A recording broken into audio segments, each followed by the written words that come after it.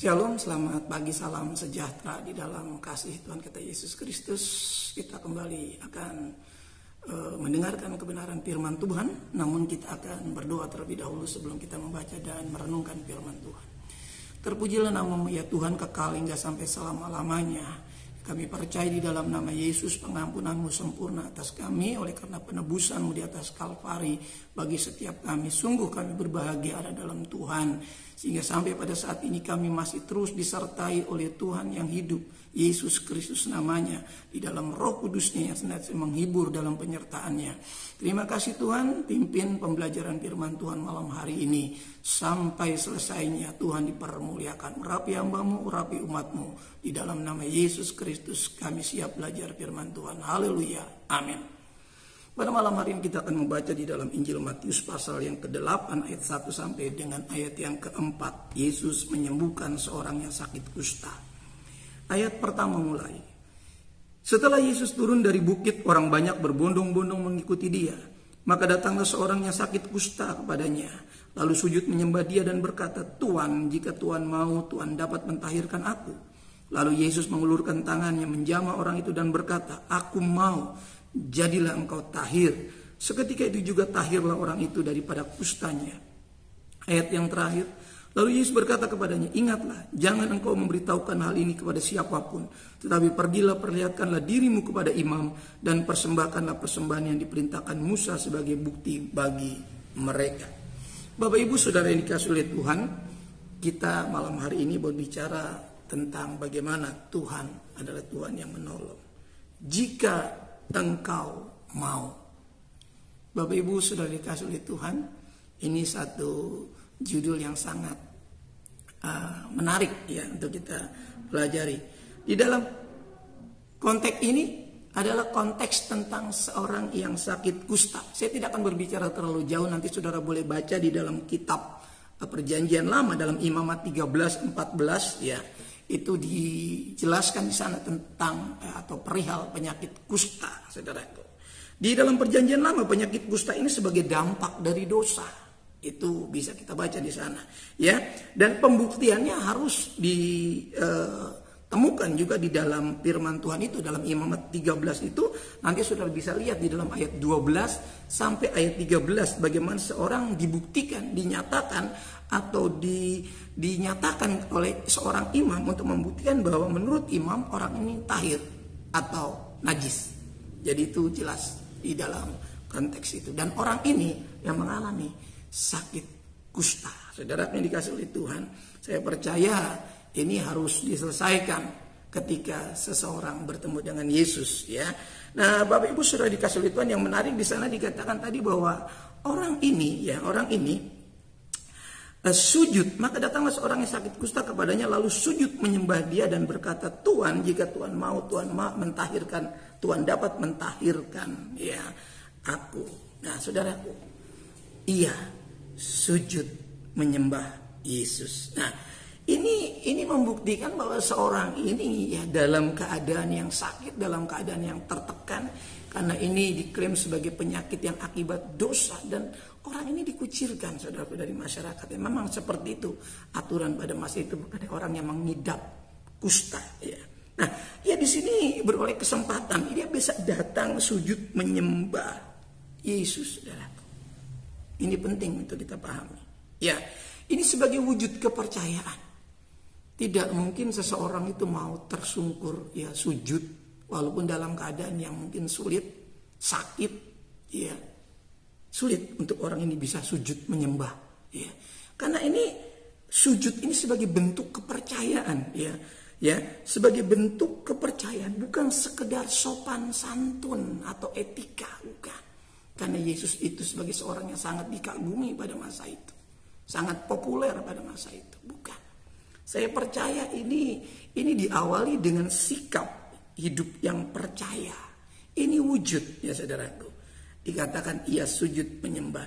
Dan orang ini percaya, ya bukan sekedar sebagai wujud kepercayaan, tapi ini orang ini percaya kepada kuasa Yesus, ya, kepada kuasa Yesus. Dan hal ini harus ditunjukkan, ya, karena iman, ya percaya itu harus ditunjukkan dengan perbuatan. dengan sikap seperti yang diajarkan oleh Yakobus kalau kita membaca, ya. Perhatikan. Karena iman, ya, tanpa ditunjukkan, iman tanpa sikap perbuatan yang ditunjukkan, ya, itu iman itu tidak berarti apa-apa. Iman menjadi hidup dan berarti ketika seseorang itu menunjukkan kepercayaannya, membuktikan dengan tindakan percayanya. Ya, ini poin yang pertama. Sujud menyembah. Apapun masalah kita itu dapat diselesaikan oleh Tuhan Yesus. Apapun pergumulan kita itu dapat diselesaikan oleh Tuhan Yesus. Asalkan kita percaya akan kuasa di dalam nama Yesus Kristus.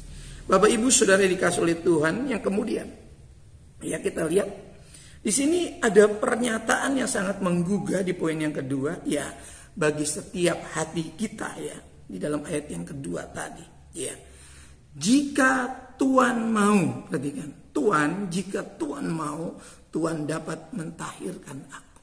Perhatikan, tentu orang ini bukan pengikut Yesus, ya. Dia tidak seperti murid-murid yang lain menyebut dia guru dan Tuhan. Perhatikan, dia menyebut Tuhan, dia sangat menghormati, ya. Jika Tuhan mau, ya, di sini tidak dia katakan jika Tuhan bisa. Orang yang percaya itu tahu Tuhan pasti bisa, Tuhan pasti sanggup, ya, orang percaya. Percaya setiap orang, ya, sekalipun mereka mungkin bukan Kristen, tapi kalau dia percaya Yesus adalah Tuhan, mungkin dia belum masuk Kristen saat ini, tapi dia sudah percaya bahwa Yesus bukan sekedar nabi, bukan sekedar yang diutus oleh Bapa, tapi dia telah dijadikan Kristus dan Tuhan. Perhatikan, dia akan berkata Tuhan pasti bisa. Ya, nggak perlu, ya, katakan Tuhan nggak bisa, Tuhan pasti bisa. Tapi dia bertanya di sini, jika Tuhan mau, saudaraku. Ya, kebanyakan orang nggak mau melayani orang lain. Ya, kebanyakan juga orang, mungkin hamba Tuhan juga masih pilih-pilih. Oh, itu bukan jemaat saya. Oh, itu bukan keluarga saya. Oh, itu bukan bagian dari kita. Nggak perlu ditolong. Perhatikan, kalau ini ada pada kita, ini menyadarkan kita malam hari ini. Tuhan, jika Tuhan mau, perhatikan, Tuhan dapat mentahirkan aku. Apa yang Yesus tidak bisa lakukan? Semua Yesus bisa lakukan, ya. Ini diawali dengan sikap yang bukan sekedar, ya, saya katakan tadi, sopan, santun, dengan sujud menyembah, tapi ini sesuatu hal rohani yang sangat luar biasa, ya, yang diikuti dengan pernyataan sikap hati, ya, yang memohon. Sikap hati saat memohon, ya, karena dia tahu Yesus pasti bisa lakukan itu. Persoalannya apakah Yesus mau menolong dia? Karena dia bukan bagian dari murid-murid, saudaraku. Ya, mungkin dia menganggap bahwa Yesus nggak kenal dia. Yesus kenal, saudaraku, semua orang. Bahkan orang-orang yang akan datang kemudian pun, yang akan percaya, yang menjadi bagian dari keluarga Kristus. Kristus tahu, ya, siapa yang akan dipanggil, dan juga tahu siapa yang akan menolak dia. Dia tahu Yudas akan mengkhianati dia, dia tahu. Ya, makanya Yesus katakan tidak semua kamu bersih. Waktu Yesus membasuh kaki murid-muridnya.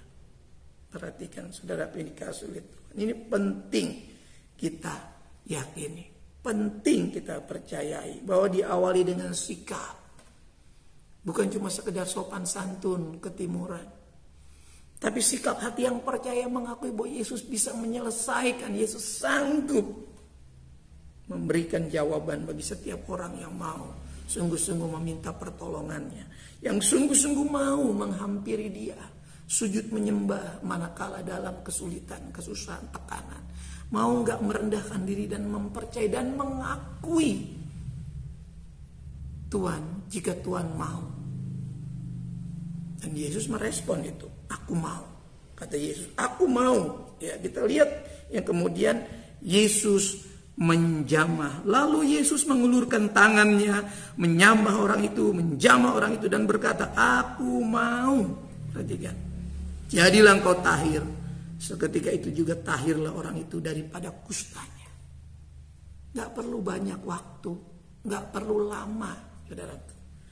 Ketika hati yang percaya, hati yang berharap dengan sikap yang benar, dengan sopan santun, dengan pengakuan yang tulus bahwa Yesus itu bisa lakukan apa saja.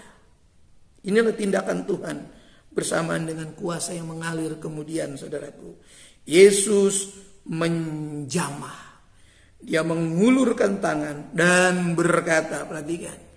Setelah dia mengulurkan tangannya bersama pula dia menyampaikan perkataan yang penuh kuasa itu. Aku mau, jadilah engkau tahir. Orang percaya butuh kehendak Tuhan. Ya, jadilah kehendakmu di bumi seperti di surga itu bukan saat kita berdoa. Saat kita berdoa Bapa kami baru itu terjadi. Setiap saat, saudaraku. Kita butuh kehendak Tuhan. Di bumi seperti di surga. Kemuliaan Tuhan dinyatakan. Di surga itu kemuliaan, kesucian, kebenaran, kuasa. Itu di bumi harus terjadi. Itu hanya terjadi di dalam nama Yesus Kristus. Di dalam nama itu ada kuasa. Dan setiap kuasa harus bertekuk lutut. Harus bertekuk lutut. Di dalam nama Yesus. Tidak bisa tidak. Setiap orang harus percaya bahwa di dalam nama Yesus segala kuasa bertekuk lutut. Karena segala kuasa sudah ditaklukkan di bawah kaki Kristus dalam kuasa penebusan itu. Jadi jangan ada lagi di antara kita yang tidak percaya dan membuat waktu ini menjadi sia-sia. Terlalu banyak energi yang kita buang di dalam mengiring Tuhan. Kita nggak pernah bisa mengakses ruang ini. Karena kita tidak memiliki sikap yang rendah hati, yang mau sujud menyembah manakala dalam kesulitan kesukaran. Tidak mau menggunakan sikap hati yang percaya bahwa Yesus sanggup mengulurkan tangannya dan menyampaikan firman-Nya, perkataannya, aku mau supaya engkau tahir, supaya engkau dipulihkan, supaya engkau ditolong, dilepaskan, supaya engkau dibebaskan. Kekhawatiran seringkali mengganggu kita manakala kita hendak mempercayai Tuhan. Karena persoalan percaya selalu khawatir. Apakah Tuhan sanggup? Apakah Tuhan mampu? Itu yang selalu dibangun si jahat dalam pikiran kita. Saudaraku, seketika itu juga tahirlah ia dari kustanya. Luar biasa, saudaraku yang dikasihi oleh Tuhan. Saudaraku sebagai orang percaya miliki sikap hidup yang mengundang mujizat Tuhan, yang mengundang hadirat Tuhan, yaitu sikap hidup yang menyembah Tuhan, sikap hidup yang percaya, dan kemudian nyatakan keinginan kita, kerinduan kita, harapan kita hanya kepada Yesus. Kalau kita nyatakan kepada yang lain belum tentu bisa tolong. Kerinduan kita yang lain belum tentu bisa penuhkan kerinduan hati kita, harapan kita. Tapi kalau kita nyatakan kepada Yesus, Yesus katakan, aku mau. Aku mau. Ini bukan murid Yesus. Saudara dan saya murid Yesus. Saudaraku yang dikasihi oleh Tuhan. Artinya bahwa saudaraku yang dikasihi oleh Tuhan, kita harus sungguh-sungguh, saudaraku. Tuhan pasti tolong. Tuhan pasti jamah. Tuhan pasti pulihkan. Dan yang terakhir, saudaraku yang dikasihi oleh Tuhan, setelah Yesus menjamah, saudaraku, Yesus mengulurkan tangannya dan menyampaikan firman-Nya. Seketika itu juga tahirlah orang itu dari kustanya. Apa yang terjadi setelah itu, saudaraku? Kita melihat ayat yang keempat yang terakhir. Lalu Yesus berkata kepadanya, ingatlah, jangan engkau memberitahukan hal ini kepada siapapun, tetapi pergilah, perlihatkanlah dirimu kepada imam dan persembahkanlah persembahan yang diperintahkan Musa sebagai bukti bagi mereka. Ada hal yang menarik setelah orang mengalami kuasa Tuhan. Saudaraku, Yesus berpesan, ingatlah, jangan engkau memberitahukan hal ini kepada siapapun. Ini perintah. Ya. Saking gembiranya, saking mengalami mujizat, orang ini lupa perintah Yesus. Orang ini lupa peringatan Yesus. Ini peringatan. Ini perintah, saudaraku. Ya, perlihatkan. Ya, dikatakan tadi, perlihatkanlah dirimu kepada imam dan persembahkanlah persembahan yang diperintahkan Musa sebagai bukti bagi mereka. Ini yang penting. Pada waktu itu orang-orang yang sembuh bawa persembahan kepada Tuhan. Kalau sekarang mungkin orang berpikir, ngapain? Udah sembuh kasih persembahan ke rumah Tuhan, buat apa? Ya kan? Buat apa ditunjukkan lagi? Banyak orang juga nggak menyaksikan itu. Harus ditunjukkan. Ini perintah Yesus. Ya, ini perintah Yesus. Ini Injil. Ini Injil. Injil adalah kekuatan Allah yang menyelamatkan. Injil adalah kabar baik bagi setiap orang. Maka dikatakan kalau kita perhatikan ayat keempat ini menjadi sangat penting. Di sini inti daripada cerita itu, bukan masalah sembuhnya, tapi kita melihat di sini betapa pentingnya mentaati Yesus, saudaraku. Mengalami kuasa Yesus, mujizat Yesus itu baik, itu baik. Saudara dan saya ditolong Yesus itu baik, disembuhkan Yesus itu baik, diberkati Yesus itu baik. Tapi ketika saya dan saudara tidak mendengarkan instruksi, peringatan, ya, apalah artinya kesembuhan? Apalah artinya mujizat? Apalah artinya berkat, pertolongan? Hampir-hampir kita tidak bisa memahaminya. Karena kita mungkin terlalu senang dengan apa yang terjadi dengan diri kita.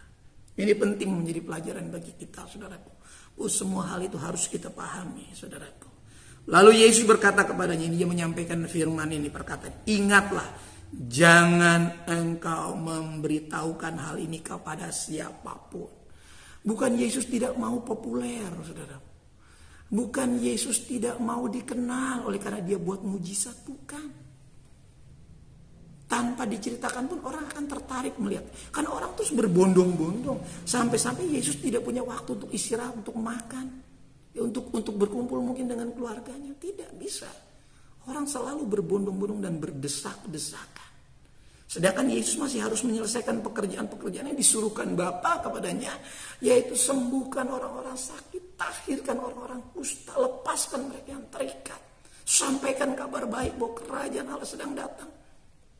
Yesus memberitakan kerajaan Allah sedang datang. Nah kalau orang ini kemudian menjadi membuat Yesus sulit, ya ingat Yesus waktu itu dalam kapasitas sebagai guru yang harus mengajar terus dan memperagakan kuasa dari sorga yang dari Bapa, supaya mereka percaya bahwa Yesus datang sungguh-sungguh dari Bapa. Ini kan menjadi mengganggu sekali, saudaraku. Maka kita lihat ini ayat ini juga dicatat di dalam Injil Markus, saudaraku. Ya, bukan cuma di Injil Matius, ada Injil yang lain juga mencatat kisah ini. Kita lihat dalam Injil Markus pasal 1 ayat 45 sebagai ayat yang terakhir. Jadi ini nggak boleh diabaikan, apapun pesan Yesus, ya kalau diabaikan memang akan beresiko, saudaraku. Ya, ini harus diingat. Jangan beritahukan hal ini kepada siapapun, ya. Ini dilanggar. Ini yang menyulitkan Yesus sebetulnya. Ia tidak membantu Yesus, ia tidak menolong, ia tidak meringankan pekerjaan Yesus. Seharusnya orang ini mengerti. Nampaknya ayat ini terabaikan dalam setiap perenungan firman Tuhan. Orang cuma terkonsentrasi kepada orang kusta ini sembuh. Tapi ini persoalan buat orang kusta ini. Karena setiap ketidaktaatan ini akan beresiko, saudaraku. Saya katakan, ketidaktaatan kita beresiko. Mungkin kita sudah disembuhkan dari sakit kita, tapi setelah itu kita tidak taat, ini beresiko buat keselamatan kita. Ini akan berlanjut dengan ketidaktaatan berikutnya. Ya, kita mungkin sudah dilepaskan dari masalah kita oleh Yesus. Tapi ketika seterusnya kita tidak taat, kita mungkin sudah diberkati Yesus dengan luar biasa. Secara materi, keuangan, kebendaan, kebahagiaan. Tapi setelah itu kita tidak taat, ini akan terus terjadi ketidaktaatan. Ini beresiko, saya katakan sekali lagi. Sebagai ayat penutup di ayat yang terakhir Injil Markus di konteks yang sama yang dicatat oleh Injil Markus pasal 1 ayat yang ke-45. Tetapi orang itu pergi, ya orang yang kusta tadi, memberitakan peristiwa itu dan menyebarkannya kemana-mana. Perhatikan. Sehingga Yesus tidak dapat lagi terang-terangan masuk ke dalam kota. Ia tinggal di luar di tempat-tempat yang sepi. Namun orang terus juga datang kepadanya dari segala penjuru. Ketaatan kepada Yesus Kristus harus di atas kesembuhan. Harus di atas segala-galanya, mujizat apapun, saudaraku. Ini pelajaran penting bagi kita. Saudara mungkin sudah diberkati oleh Yesus. Saudara sudah dimudahkan urusan saudara, pekerjaan, karir saudara, kesehatan saudara, keuangan saudara. Saudara tidak lagi mungkin kesulitan keuangan oleh karena Yesus memberkati saudara. Tapi ketika saudara mengalami saudara dan saya tidak taat apa yang Yesus mau, ini tampaknya sepele, saudara. Saya katakan bukan Yesus tidak mau populer, bukan. Karena Yesus masih harus melakukan pekerjaan Bapa. Dan orang ini tidak mendukung pekerjaan Yesus. Yang Yesus mau adalah apa? Ya, kita perhatikan tadi. Perlihatkanlah, karena tetapi pergilah, perhatikan. Ya, Yesus sudah ingatkan tadi. Ingatlah, jangan engkau memberitahukan hal itu kepada siapapun. Markus mencatat orang ini justru sebaliknya, malah pergi menceritakan kemana-mana, menyebarkan kemana-mana. Ingat, bukan Yesus tidak mau memakai saudara menjadi saksi, bukan. Ada waktunya saudara menyaksikan Yesus. Ada waktunya saudara dan saya mentaati Yesus. Apalah artinya kesaksian kita? Apalah artinya hidup kita yang kemudian menjadi kesaksian, tapi kemudian diakhiri dengan ketidaktaatan atau diikuti seterusnya dengan ketidaktaatan? Tentu ini akan berbahaya, saudara. Perlihatkanlah dirimu kepada imam dan persembahkanlah persembahan yang diperintahkan Musa sebagai bukti bagi mereka. Memperlihatkan diri kepada imam, karena standar yang dikatakan nanti saudara baca Imamat 13 ayat 12 sampai 13 yang menyatakan tahir bukan orang kusta itu. Karena pada masa itu masih di bawah pengaruh PL, saudara, perjanjian lama. Sehingga seorang kusta harus dinyatakan tahir oleh imam. Makanya Yesus memenuhi standar ini. Dia bilang, kamu perlihatkan dulu dirimu kepada imam, baru. Jadi pembuktian medis itu harus dibuktikan. Ya kan dulu kan harus dibuktikan secara sekuler, ya, secara alamiah, ilmiah. Oh ini betul sudah nggak ada kustanya di tubuhnya, nggak ada. Ya, baru kamu bersaksi. Ya, jadi jangan kemudian kita mengabaikan hal ini, saudara. Ini penting bagi setiap orang yang suka bersaksi, ya, sembuh dari apa, pulih dari apa, terlepas dari apa, ya, harus dibuktikan. Lalu bawa persembahan sebagai bukti, ya. Maka ada orang-orang yang kemudian sembuh dari sakit, dia bawa persembahannya ucapan syukur. Ada persembahan syukur sembuh dari sakit, persembahan syukur dapat jabatan pekerjaan, pindah posisi, naik gaji, dapat berkat bonus. Ada pengucapan syukur, ya. Itu diatur dalam Alkitab. Itu tidak kadaluarsa, firman itu tidak kadaluarsa. Bahkan dalam perjanjian baru harus melibatkan segenap hidup, seluruh hidup. Bukan cuma persembahannya saja, ya. Orangnya tidak dipersembahkan, bukan, saudara. Di perjanjian baru itu bukan mengabaikan PL, justru menggenapi, melengkapi semuanya. Jadi sempurna firman itu, saudara. Tapi kalau kita lakukannya sebagian memang kita menjadi tidak sempurna seperti Kristus. Anak Kristus melakukan seluruhnya. Saudara penikah oleh Tuhan, pelajaran ini penting, ya.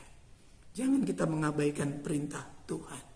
Yesus mau, dia harus membuktikan terlebih dahulu kepada imam, ya, tentang kesembuhan. Ini harus diperlihatkan kepada imam sebagai bukti kesembuhan. Lalu imam akan menyatakan orang ini memang tahir, yang kemudian bawa persembahan ke rumah Tuhan. Ini kebenaran, saudaraku. Jadi banyak anak-anak Tuhan, jemaat Tuhan yang kemudian mengucap syukur oleh karena sesuatu hal. Itu benar, itu bukan salah, itu bukan pemborosan, bukan.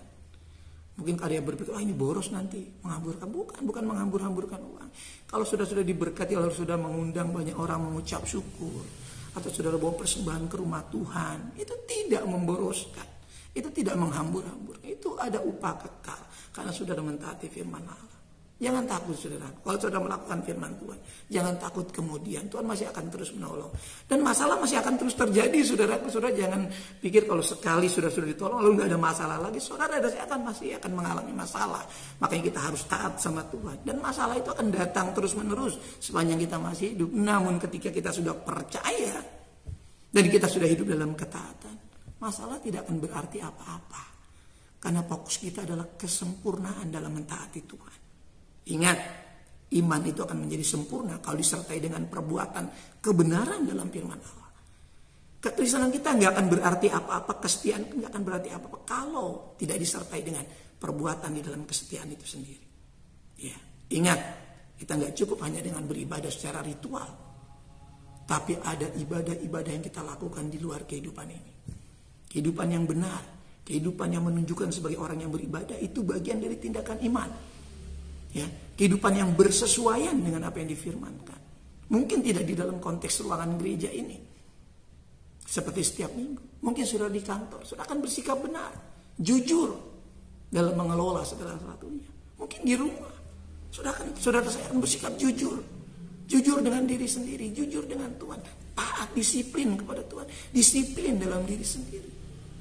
Nanti orang lain akan menikmati. Kita nggak perlu teriak-teriak untuk menyaksikan. Itu juga boleh, tapi kita harus mulai dengan peragaan hidup yang kita buktikan. Saudara bisa buktikan kepada saya sebagai imam Tuhan di sini, bahwa saudara orang yang taat.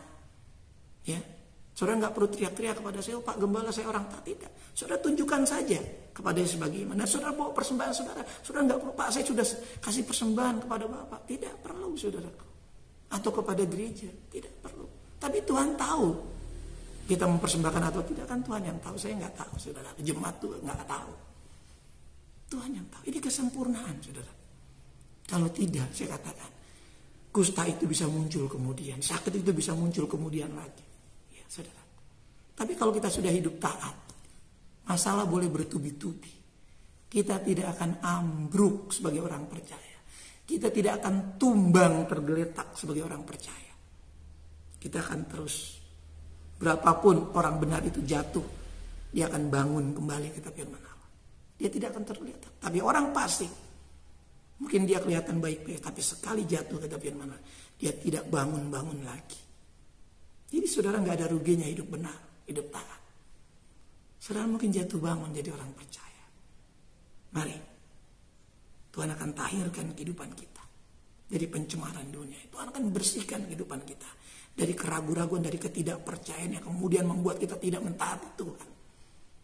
Mari, pelajaran malam ini menjadi penting.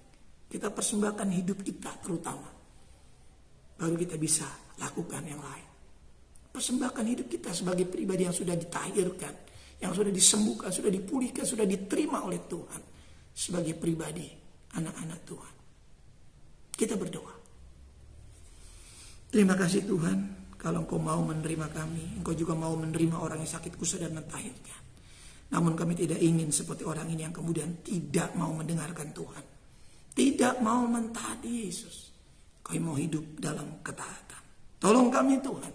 Kami tidak punya waktu banyak untuk memperbaiki diri, tapi kami akan gunakan waktu yang singkat untuk memperbaiki diri. Karena kami tidak ingin setelah ini menjadi sia-sia. Kami tidak ingin pelayanan pengiringan kami, kekristenan kami berakhir dengan kesedihan, berakhir dengan derita dan nestapa. Kami ingin kekristenan kami kemudian masuk ke dalam kebahagiaan yang kekal. Kami percaya Engkau adalah Tuhan yang awal dan yang akhir.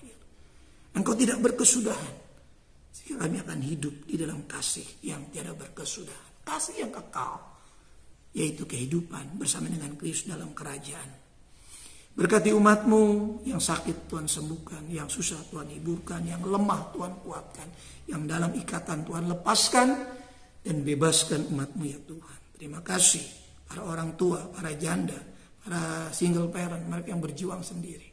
Tuhan tolong, Tuhan bela, Tuhan sertai. Tuhan hiburkan dan berkati para suami istri.